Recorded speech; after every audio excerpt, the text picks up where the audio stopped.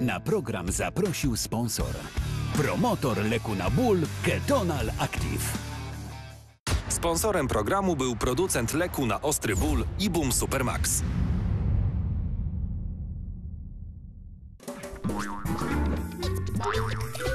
Sponsorem programu jest litera Z. Na literę Z zaczynają się wyrazy: zamek, zebra, zabawka. Na program zaprasza sponsor. Dystrybutor dermokosmetyków dla dzieci Mustela. www.mustela.pl. Sponsorem programu jest producent leku Ibum Forte na ból i gorączkę u dzieci.